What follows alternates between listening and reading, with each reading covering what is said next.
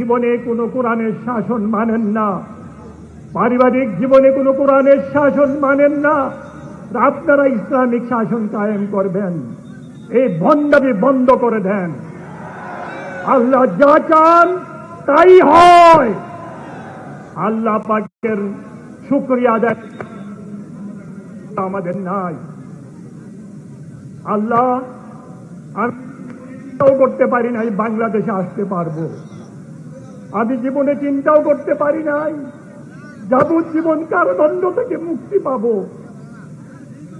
মার মৃত্যুর সময় হাজির থাকতে পারি নাই।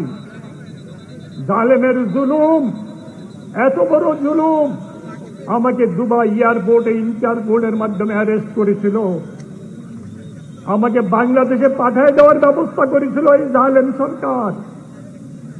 আমি শুধু 2 রাকাত নফল নামাজ পড়ে আল্লাহর কাছে সাহায্য চেয়েছিলাম, আল্লাহ আমাকে সেদিন মুক্ত করে দিয়েছিল। জালেম সরকার আমাকে আনতে পারেন না আল্লাহর মেহেরবানিতে।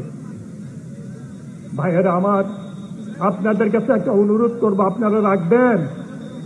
আপনারা তো জানেন আমাদের নেতা, আমাদের কলিজার টুকরা তারেক রহমান সাহেবের বিরুদ্ধে অনেক ষড়যন্ত্র করতেছে, দেশি বিদেশি ষড়যন্ত্র।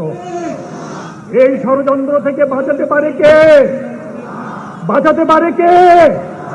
যেমনি আল্লাহ জালেমকে এই দেশ থেকে বিদায় করেছেন, আমার আল্লাহ সব পারেন। এই জন্য আপনারা সবাই আজকে বাড়িতে যে 2 আল্লাহর কাছে তারেক রহমান সাহেবের হেফাজতের জন্য দোয়া করবেন। রাজি আছেন? হাত তুলেন তো, কারা কারা রাজি আছেন?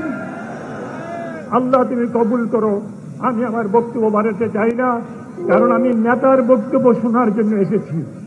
নেতার বক্তব্য শুনবো, সেই অনুযায়ী চলবো। আমি বিশ্বাস করি নেতা ভবিষ্যতে আল্লাহর হুকুম অনুযায়ী বাংলাদেশকে চালাবেন। আসসালামু আলাইকুম ওয়া রাহমাতুল্লাহি ওয়া বারাকাতুহু।